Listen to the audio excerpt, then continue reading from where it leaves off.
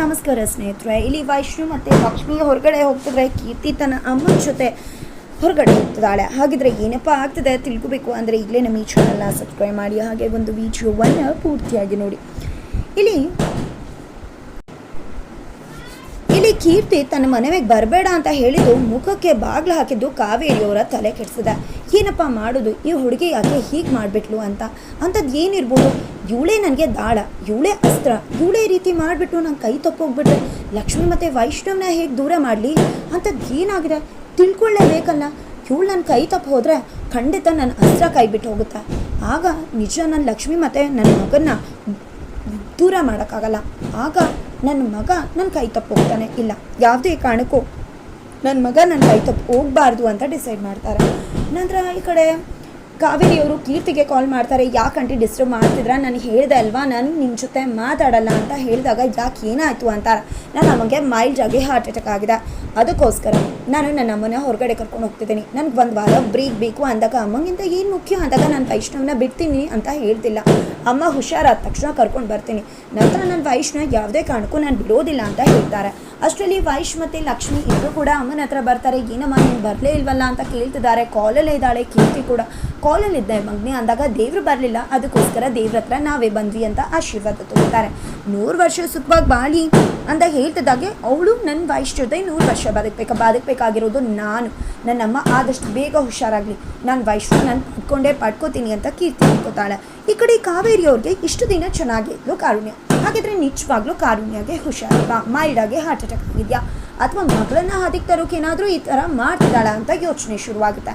ನಂತರ ಈ ಕಡೆ ವೈಶ್ ಹತ್ರ ಲಕ್ಷ್ಮಿ ಬಂದಿದೆ, ಎಲ್ಲ ಕೂಡ ನನ್ನನ್ನು ಆಡ್ಕೊತಿದ್ದಾರೆ. ವೆಡ್ಡಿಂಗ್ ಆ್ಯನಿವರ್ಸರಿನೇ ನೆನಪಿರ್ಲಿಲ್ವಲ್ಲ ಅಂತ. ಇವತ್ತಿನ ಹೆಣ್ಮಕ್ಳು ಎಲ್ಲ ನೆನಪಿಟ್ಕೊಂಡು ಗಂಡ ನೆನಪು ಮಾಡ್ಕೊಳ್ಳಿಲ್ಲ ಅಂದರೆ ಸೌಟ್ ಇಟ್ಕೋತಾರೆ, ಅಂಥದ್ರಲ್ಲಿ ನೀವೇ ಮರೆತು ಹೋದ್ರಲ್ಲ ಅಂತ. ನಾನೇ ಯಾವಾಗಲೂ ನನ್ನ ಅಕ್ಕಂಗೆ ಹೇಳ್ತಿದ್ದೆ, ಅಕ್ಕ ಸಣ್ಣ ಪುಟ್ಟ ಇಂಥ ಖುಷಿಗಳನ್ನ ಮರಿಬಾರ್ದು ಅಂತ. ಇವಾಗ ನಮ್ಮ ಅಕ್ಕಂಗೆ ಗೊತ್ತಾದರೆ ಖಂಡಿತ ನನಗೆ ನಿಮಗೆ ಓದೇ ಕೊಡ್ತಾಳೆ ಅಷ್ಟೇ ಅಂತ ಹೇಳ್ತಿದ್ರೆ, ಅದಕ್ಕೆ ಯಾರಿಗೂ ಕೂಡ ಟೀಚ್ ಮಾಡೋಕ್ಕೆ ಹೋಗಬಾರ್ದು ಅಂತ ವೈಷ್ಣವ ಹೇಳ್ತಾನೆ. ನಾನು ಏನು ಗೊತ್ತಿತ್ತು ನನಗೆ ಮರುಗುಳಿ ಗಂಡ ಸಿಗ್ತಾನೆ ಅಂತ ಲಕ್ಷ್ಮಿ ಹೇಳ್ತಾಳೆ. ಹೌದೌದು, ಸಿಂಪಲ್ನ ಸೂಪರ್ ಸೆಲೆಬ್ರೇಷನ್ ಮಾಡಬೇಕು ಅಂತ ಹೇಳ್ತಾ ಇದ್ಲು ಅಂತ ತನ್ನ ಲವರ್ ಬಗ್ಗೆ ಮಾತಾಡ್ತಾರೆ ವೈಷ್ಣವ್. ಇದರಿಂದ ಅವಳು ಮನ್ಸು ಹರ್ಟ್ ಆಗುತ್ತೆ. ಬಟ್ ಆದರೂ ಹರ್ಟ್ ಆಗದಿರುವಾಗೆ ನಿಮ್ಮ ಕಾಗೆ ಸುಂದರಿ ಏನು ಮಾಡ್ತಿದ್ರಿ ಅಂತ ಹೇಳಬೇಕಾಗಿಲ್ಲ, ಏನೋ ಸಿಂಪಲ್ನ ಸೂಪರ್ ಮಾಡಿಬಿಡ್ತಾಳಂತ. ಅದೆಲ್ಲ ಯಾಕೆ ಬೇಕು ನಮಗೀಗ, ನೀವೇನು ಮಾಡ್ತೀರಾ, ನನಗಂತೂ ನನ್ನ ಗಂಡಗೆ ಏನೂ ಗಿಫ್ಟ್ ಕೊಟ್ಟಿಲ್ಲ ಅಪ್ಪ, ಸಿಂಪಲನ್ನು ಸೂಪರ್ ಹೇಗಪ್ಪ ಮಾಡೋಕ್ಕಾಗತ್ತೆ ಅಂತ ಮಾತಾಡಿದಾಗ ಎಷ್ಟು ಚೆನ್ನಾಗಿ ಅದನ್ನು ಬಿಟ್ಟು ಖುಷಿಯಿಂದ ಮಾತಾಡ್ತಿದ್ರ. ನಿಮ್ಮನ್ನು ನನ್ನಿಂದ ಖುಷಿಯಾಗಿ ಇಟ್ಕೊಳ್ಳೋಕ್ಕಾಗತ್ತಾ ಅಂತ ಮನಸ್ಸಲ್ಲೇ ವೈಷ್ಣವ ಅನ್ಕೋತಾನೆ. ಹೇಳಿ ಹೇಗೆ ಸೆಲೆಬ್ರೇಟ್ ಮಾಡ್ತೀರಾ, ಇಷ್ಟಕ್ಕೆ ಸುಮ್ಮನೆ ಆಗೋದಾ ಅಂದಾಗ, ಅಯ್ಯೋ ನಾನು ಹೇಗೆ ಸೆಲೆಬ್ರೇಟ್ ಮಾಡಬೇಕು ನೋಡ್ತಾರೆ, ಹೇಗೆ ಪ್ಲ್ಯಾನ್ ಮಾಡ್ತೀನಿ ಅಂತ ನಿಮ್ಗೆ ಏನೇನು ಬೇಕು ಎಲ್ಲನೂ ತೊಗೊಳ್ಳಿ, ಪುಸ್ತಕದಲ್ಲಿ ಬರೆದ್ಬಿಡಿ ಲಿಸ್ಟ್ನ ಅಂದಾಗ ನೀವು ಕೂಡ ತೊಗೊಳ್ಳಿ. ಯಾಕಂದರೆ ನಮ್ಮಿಬ್ರದ್ದು ವೆಡ್ಡಿಂಗ್ ಆ್ಯನಿವರ್ಸರಿ ಆದಮೇಲೆ ಇಬ್ಬರು ವಿಶ್ ಕೂಡ ಪೂರೈಸಬೇಕು, ನಿಮ್ಮಂದು ನಾನು ನಂದೊಂದು ನೀವು ಅಂತ ಹೇಳ್ತಾರೆ. ನಂತರ ಇಬ್ಬರು ಕೂಡ ವಿಶ್ ಬರೀತಾರೆ, 3 ವಿಶ್ ಬರಿಬೇಕು. 3 ವಿಶ್ ಕೂಡ ಇಬ್ಬರದ್ದು ಕೂಡ ಈಡೇರಿಸಬೇಕು. ಜೊತೆಗೆ ನಿಮ್ಗೆ ಏನು ಬೇಕು ಅಂದಾಗ ಎಂದೂ ಕೂಡ ಯಾರು ನನ್ನ ಏನು ಬೇಕು ಅಂತ ಕೇಳಿದ್ದೇ ಇಲ್ಲ ಅಂತ ಎಮೋಷ್ನಲ್ ಆಗ್ತಾರೆ ವೈಷ್ಣವ್. ಈಗ ನಾನು ಕೇಳ್ತಿದ್ದೀನಿ, ಏನು ಬೇಕು ಬರೀರಿ ಅಂತ ಹೇಳ್ತಾರೆ. ಖಂಡಿತ ಈಡೇರಿಸ್ತೀರಾ ಅಲ್ವಾ, ಖಂಡಿತ ಈಡೇರಿಸ್ತೀನಿ ಅಂತಾರೆ. ಆದರೆ ನೀವೇನಾದರೂ ನನ್ನ ಮಹಾಲಕ್ಷ್ಮಿ ಮಾಡಬೇಕು, ದೇವ್ರು ಮಾಡಬೇಕು ಅಂದರೆ ನಾನೇನು ಮಾಡಲಿ ಅಂದಾಗ ಅವೆಲ್ಲ ಗೊತ್ತಿಲ್ಲ, ಮಾಡಬೇಕಾಗುತ್ತೆ, ಹೆಂಡತಿ ಅಲ್ಲ ನಾನು ಅಂತ ಲಕ್ಷ್ಮಿ ಹೇಳ್ತಾರೆ.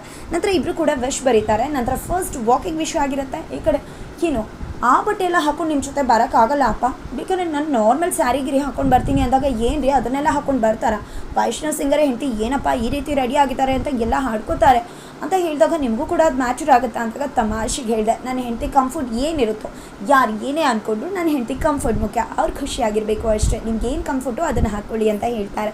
ನಂತರ ಇಬ್ಬರು ಕೂಡ ಬೇಗ ರೆಡಿ ಆಗೋಣ ಅಂತ ಹೇಳ್ತಾರೆ. ಜೊತೆಗೆ ಇಬ್ಬರ ವಿಶ್ ಕೂಡ ಎಕ್ಸ್ಚೇಂಜ್ ಮಾಡ್ಕೊಳ್ಳೋದು ಬೇಡ, ಒಂದಾದ ನಂತರ ಮತ್ತೊಂದು, ಒಂದು ನಿಂತು ಒಂದೊಂದು, ಆ ನಂತರ ಹಾಗೆ ಇಬ್ಬರು ಕೂಡ ಸರ್ಪ್ರೈಸ್ ಆಗಿರುತ್ತೆ. ವಿಶ್ನ ಕಂಪ್ಲೀಟ್ ಮಾಡ್ಕೊಂಡು ಬರೋಣ ಅಂತ ಮನೆಯಿಂದ ಹೊರಡ್ತಾರೆ.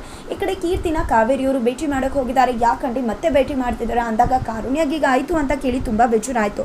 ನನ್ನಿಂದ ಏನಾದ್ರು ಹೆಲ್ಪ್ ಬೇಕಾ ಅಂದಾಗ, ಏನು ಆಂಟಿ ನಾನು ನಮಗೆ ನಾನಿದ್ದೀನಿ, ನಾನು ನೋಡ್ಕೋತೀನಿ ಅಂತ ಹೇಳ್ತಾರೆ. ನೀನು ಹೋಗೋ ದಾರಿಲಿ ಏನಾದರೂ ಹೆಚ್ಚು ಕಡಿಮೆ ಆಗಿಬಿಟ್ರೆ ರಿಪೋರ್ಟ್ ಇಟ್ಕೊಂಡು ಹೋಗೋ, ಹಾಸ್ಪಿಟಲ್ಗೆ ಸೇರಿಸ್ಬೋದು ಅಂದಾಗ ನಾನು ನಮಗೆ ಏನೂ ಆಗಲ್ಲ ಆಂಟಿ ಅಂತ ಹೇಳಿ ನಂಗೆ ತೊಂದರೆ ಮಾಡಬೇಡಿ ಅಂತ ಅಮ್ಮನ ಜೊತೆ ಹೋಗ್ತಾಳೆ. ಈ ನಾಟಕನ ನಾನು ಮೊದಲೇ ಮಾಡಬೇಕಿತ್ತು, ಇಷ್ಟೊತ್ತಿಗೆ ನನ್ನ ಮಗಳು ಮದುವೆನೇ ಆಗಿಬಿಡ್ತಿತ್ತು ಅಂತ ಕಾರುಣ್ಯವ್ರು ಕೂಡ ಅನ್ಕೋತಾರೆ. ನಂತರ ಕಾವೇರಿಯವ್ರು ಮನೆಗೆ ಬರ್ತಾರೆ. ವೈಷ್ಣವ್ ಹೊರಗಡೆ ಬಂದು ತನ್ನ ವಿಶು, ತನ್ನ ಪ್ಲ್ಯಾನು ಎಲ್ಲ ಬಗ್ಗೆ ಹೇಳ್ತಾನೆ. ಕಾವೇರಿಯವ್ರಿಗಂತೂ ಉರಿದು ಹೋಗ್ತದೆ.